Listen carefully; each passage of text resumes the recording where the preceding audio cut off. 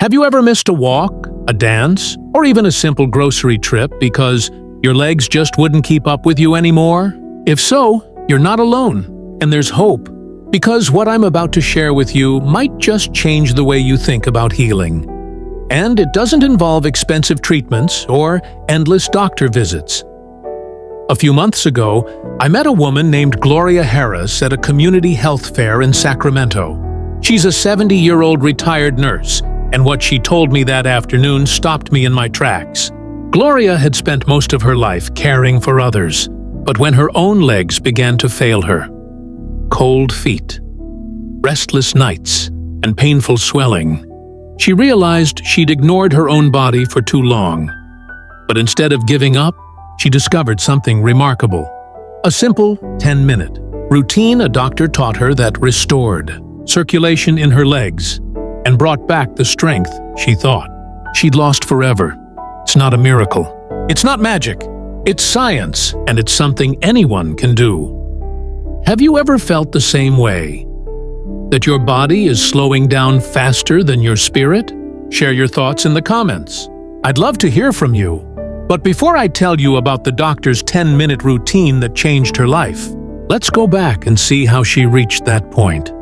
What she did, and what she didn't do. If you believe everyone deserves a second chance at good health, don't forget to subscribe. Gloria Harris was born in the summer of 1955 in a quiet Sacramento neighborhood where children still played barefoot on the sidewalks until dusk. Her father, Raymond, was a mail carrier, a man who knew every house on their block by heart.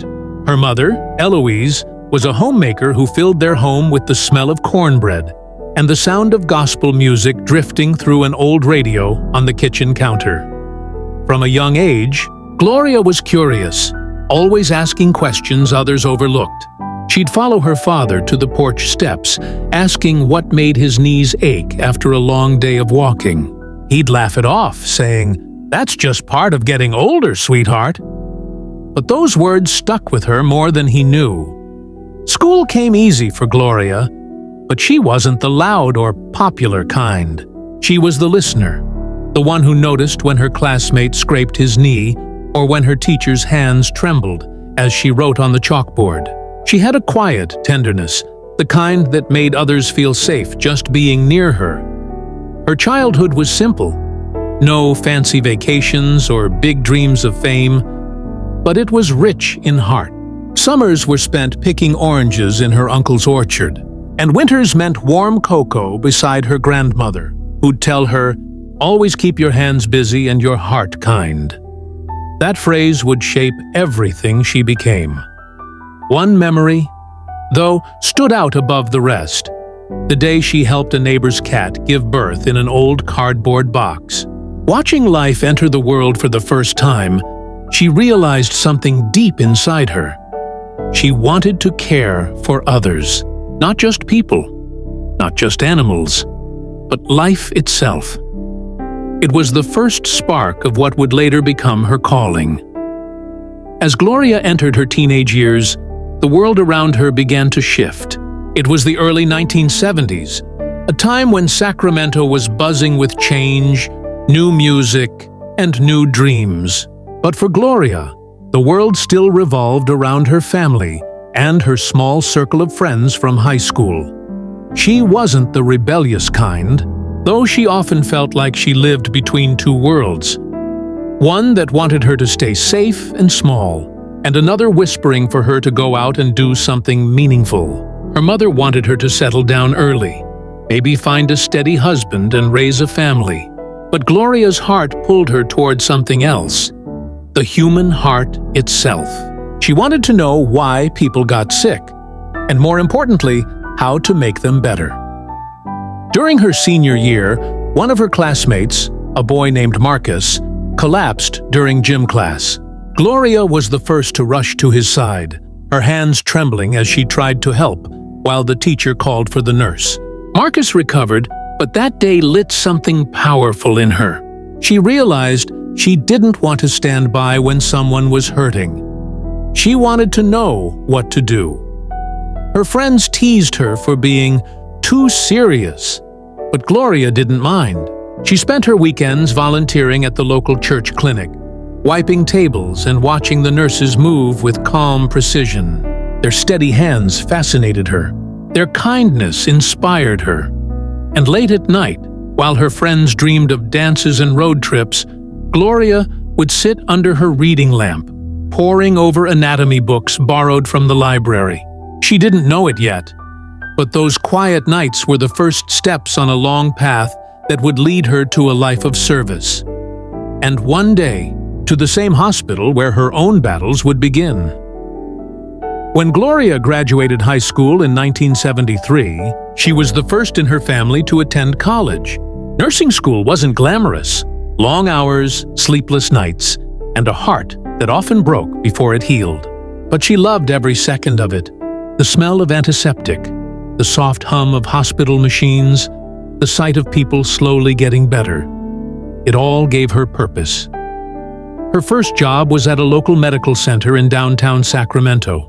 She was barely 22 when she put on her crisp white uniform for the first time. Her parents came to see her off that morning, her father with tears he tried to hide, her mother holding her hand a little too long. Life moved quickly after that. Between endless shifts and constant learning, Gloria barely had time for herself. Until she met James Harris, a soft-spoken paramedic with a smile that could calm any storm. They met one night in the ER when she was helping a patient he'd brought in. Their connection was instant, the kind that doesn't need many words. Within 2 years, they were married. But dreams rarely unfold without detours. Just as their life began to take shape, James was called to work long hours across town, and Gloria's shifts grew heavier. The nights grew quiet.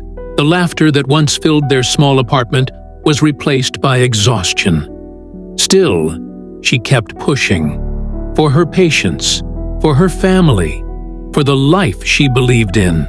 And every morning, she'd look in the mirror, tired but determined, whispering, "One more day, Gloria, just one more day." She had no idea that this drive, this endless devotion, would one day take its toll on her own body.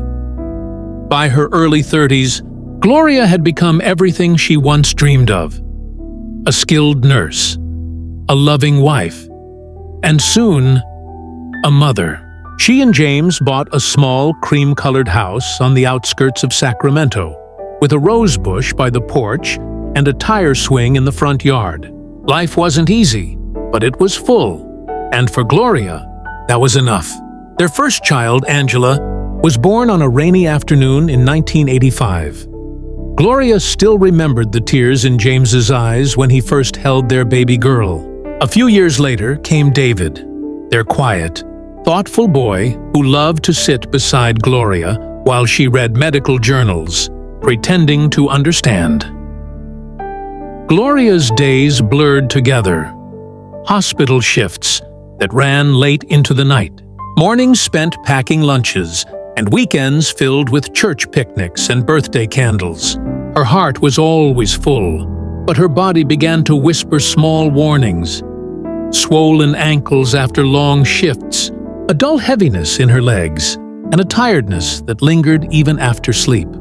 Still, she brushed it off. Nurses are taught to care for others before themselves. And Gloria lived by that rule. She'd say, "I'll rest later. There are people who need me right now." One evening, after a particularly long day at the hospital, she came home to find James fixing the leaky kitchen faucet, their kids doing homework on the floor. Gloria paused at the doorway, taking it all in. The mess, the laughter, the smell of dinner, and, for a brief moment, she felt pure gratitude. Life wasn't perfect, but it was beautiful. And though her body had started to ache, her spirit remained unshaken. She had no idea that the years of standing, rushing, and forgetting her own needs would come back to test her in ways she couldn't yet imagine. Life has a way of teaching us lessons, sometimes gently, sometimes with storms. For Gloria, those storms began quietly. In her late 40s, the hospital she'd worked at for nearly 2 decades faced budget cuts. Longtime staff were laid off. Shifts were doubled, and the workload tripled. Gloria often skipped meals, skipped breaks, and stood for 12 hours straight.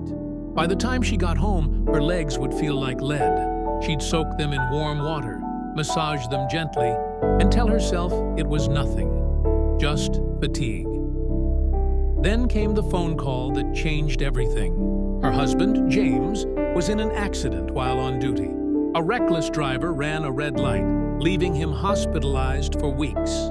Though he eventually recovered, the emotional toll on their family was deep. Gloria had always been the strong one, the caregiver. But now, she had to care for everyone at once. Money grew tight. The mortgage payments loomed. Angela left for college, and David started working part-time to help. Through it all, Gloria smiled for her family. But at night, when no one was watching, she'd sit on the edge of her bed, rubbing her swollen calves, whispering prayers she didn't have the strength to finish. The exhaustion seeped into her bones. She began noticing tingling in her feet, occasional numbness, and strange discoloration in her legs. But like so many who spend their lives helping others, she ignored the signs. One Sunday morning, while preparing breakfast, her legs suddenly gave out. She didn't fall, but she felt a surge of weakness so intense it scared her. She sat down, trembling, staring at the veins beneath her skin. For the first time, Gloria realized something she'd always avoided. She couldn't keep going like this. That moment marked a silent turning point, one that would eventually lead her to the doctor whose 10-minute routine would change her life forever. After the challenges of her 40s, Gloria slowly found her footing again. James recovered enough to return to part-time work, and both of their children found success. Angela became a teacher, and David joined the Air Force.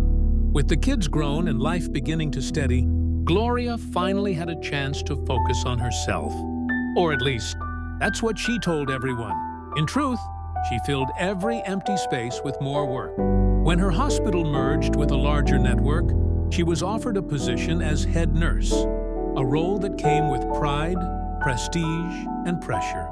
She couldn't say no. Her days turned into 12-hour marathons, mentoring younger nurses, managing patients, handling emergencies. Her name became known in the hospital corridors. Nurse Harris, the rock everyone can depend on. But being everyone's rock came with a cost. She ignored the dull ache in her legs that had started to creep up to her knees. She laughed off the fatigue that lingered for days. Even when her shoes felt tighter and her ankles swelled, she dismissed it as just another long shift. The truth was simple, though she didn't want to admit it. Gloria was burning out, physically, emotionally, and spiritually. One evening, as she left the hospital after a 14-hour shift, she stood in the parking lot, gazing at the sunset over the Sacramento skyline. Her legs throbbed so badly that she leaned against her car for support. And as she stood there, watching the fading light, a thought crossed her mind. Quiet, but sharp. If I keep going like this, I won't make it to retirement. But she pushed that thought away, the same way she always had, with a brave smile and the promise of one more day. She didn't know it yet, but those endless one more days were slowly leading her toward a breaking point, one that would finally force her to listen to her own body. By the time Gloria reached her mid-50s, life had entered a gentler rhythm, or at least that's what she hoped for. Angela was married and living in Oregon. David had a family of his own in Texas, and Gloria finally decided to retire after more than 30 years in nursing. At first, retirement felt like freedom. She could finally sleep in, cook breakfast slowly, tend to her rose bushes, and take long walks around the neighborhood. But as the months passed, she began to feel something unexpected. Stillness. Too much of it. The woman who'd spent her life in constant motion now found herself standing still. And in that stillness, her body began to speak louder.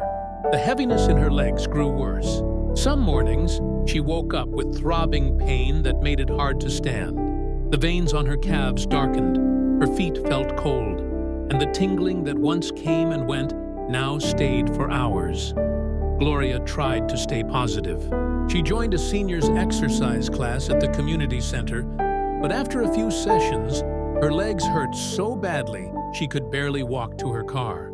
She smiled through it, but when she got home, she cried quietly on the couch, massaging her feet and whispering, "Lord, please just give me a little strength." Her husband, James, noticed. He'd watch her shuffle slowly from the kitchen to the garden, pausing every few steps. "You've taken care of everyone your whole life," he said softly one night. "It's time someone takes care of you." But Gloria wasn't ready to admit weakness. Not yet. She was the strong one, the healer, the helper. The thought of becoming the patient frightened her. Yet deep inside, she knew a change was coming. And that change would soon arrive in the form of a wake-up call she couldn't ignore. Retirement was supposed to be peaceful, a reward after decades of serving others. But for Gloria, her 60s became a strange mix of nostalgia and pain. She often sat by the kitchen window, sipping tea and watching the world go by, remembering her hospital days, the soft beeping of monitors, the comforting scent of antiseptic, and the endless footsteps echoing down white halls. But now, her own footsteps had slowed. Her legs, once strong enough to stand through double shifts, now ached after just a few minutes of walking. The swelling came more often, her veins more visible. She tried to hide it from James, pulling down her pant legs when she caught him looking, but he saw it all.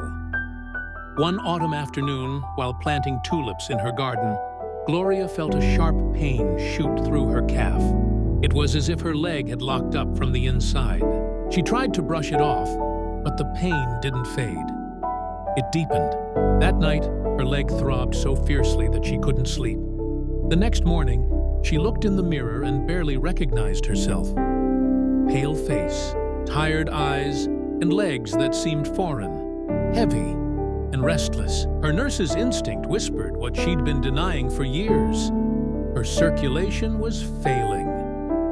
The reality sank in one evening when her granddaughter asked her to dance during a family barbecue. Gloria smiled, stood up, and tried to move. But her legs betrayed her. Within seconds, she had to sit down, embarrassed and heartbroken. That night, sitting alone on the porch, she whispered, "How did I spend my whole life fixing others and forget to fix myself?" It was a painful truth, but also a quiet beginning. Because sometimes, slowing down is what finally forces us to listen. The pain didn't just stay. It grew. Over the next few months, Gloria's condition worsened. Her legs would swell by midday, turning red and heavy. Sleep became difficult because of the constant tingling. Walking to the mailbox left her breathless. She started canceling her morning walks, avoiding social events, and even skipping church, something she'd never done before. She tried compression socks, herbal ointments, and every remedy she could find online. Nothing worked. Each night, she'd sit on the couch, feet elevated on a pillow, tears quietly streaming down her cheeks while the TV hummed in the background. Then came the night that changed everything. It was just past midnight. James had gone to bed, and Gloria was sitting in her recliner, massaging her legs like always. Suddenly, a stabbing pain shot up her thigh, sharper than anything she'd felt before. It was terrifying. Her hands shook as she tried to stand, but her left leg gave out. James rushed in, panicked. "We're going to the ER," he said firmly. At the hospital, after several tests, the doctor looked at her with concern. "Mrs. Harris," he said, "your circulation is severely restricted. If we don't improve blood flow soon, it could lead to serious complications." The words hit her like a blow. For the first time in her life, Gloria wasn't the nurse. She was the patient. She spent the next few days in a quiet hospital room, staring out the window, thinking about all the people she had helped over the years and how she'd ignored the one person who needed her care the most.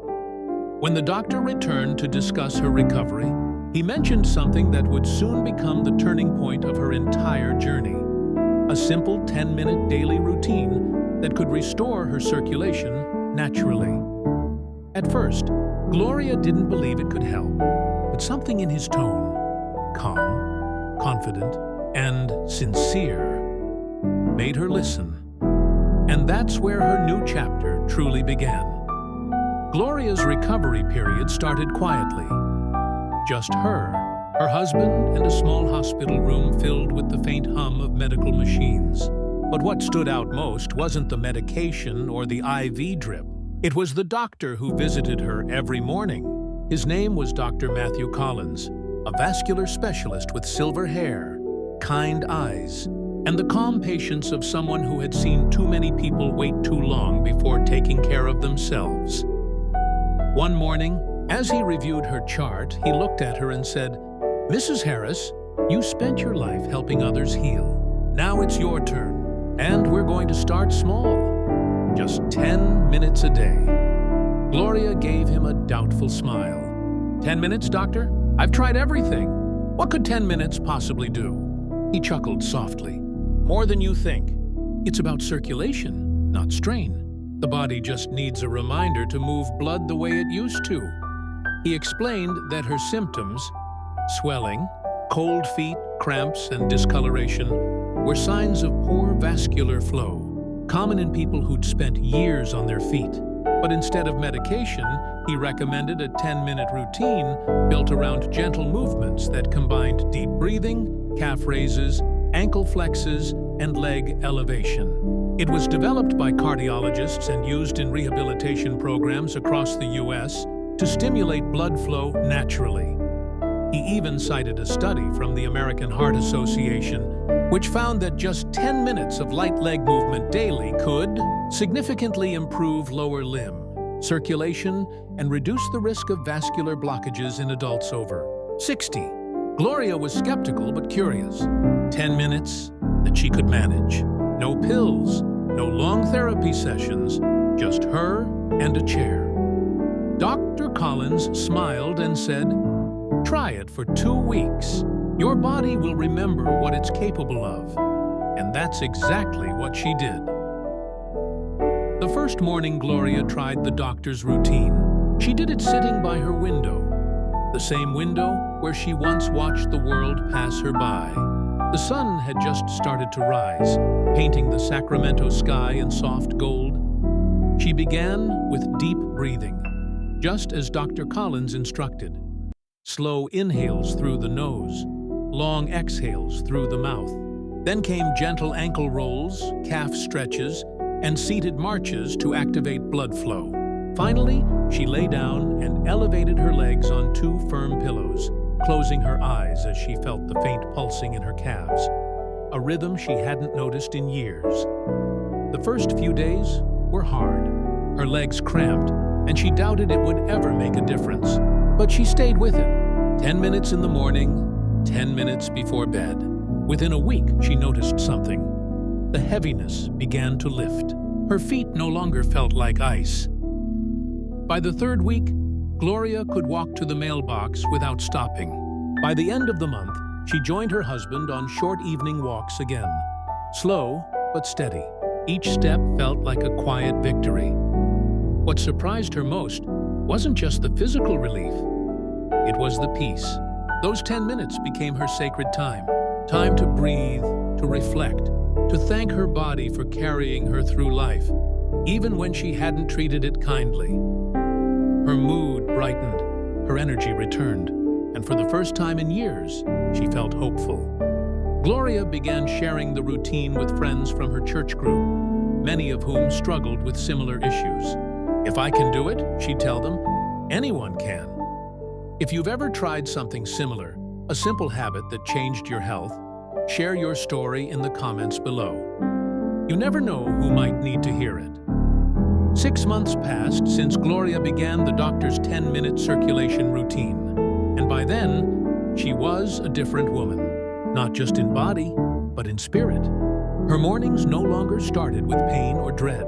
She'd wake up before sunrise, put on her soft slippers, and sit by the window where the first light touched her face. The same window where she once sat hopeless now became her place of renewal. With every slow stretch, every breath, every pulse she felt returning in her legs, Gloria found herself healing, not only from poor circulation, but from years of neglecting her own well-being. One afternoon, her granddaughter visited again, the same little girl who once asked her to dance. This time, when the child extended her small hand, Gloria smiled, stood up, and joined her. The music was soft, the steps were small, but for Gloria, it felt like flying. James watched from the kitchen doorway, wiping away a quiet tear. Her doctor was amazed at her progress. The swelling had nearly vanished, the discoloration faded, and her energy levels had returned. Dr. Collins told her, "You're proof that it's never too late to remind the body how to heal itself." But Gloria didn't see it as a miracle. She saw it as a lesson. A reminder that healing doesn't always come from hospitals or medicine. Sometimes it comes from the smallest acts of care, done consistently and with love. She often told her friends, "I spent my life helping others walk again. I never thought I'd have to teach myself how to do the same." She said she wished she'd listened to her body sooner, but she's grateful she finally did. If this story inspired you, like this video, and if you believe in second chances, don't forget to subscribe, because just like Gloria, it's never too late to start your own healing journey. You know, every person I meet teaches me something new about life. And Gloria's story reminded me that healing doesn't begin with a doctor's visit. It begins with listening to your body, your breath, and your heart. Sometimes, the smallest routines can bring back the biggest parts of who we are. If Gloria's journey touched your heart, give this video a like and share it with someone who might need a little hope today. And if you believe it's never too late to heal, to change, or to start again, then subscribe to this channel, because there are so many more real stories like this waiting to be told. Thanks for listening, my friends. Until next time, stay healthy, stay hopeful, and never stop believing that your best days can still be ahead of you.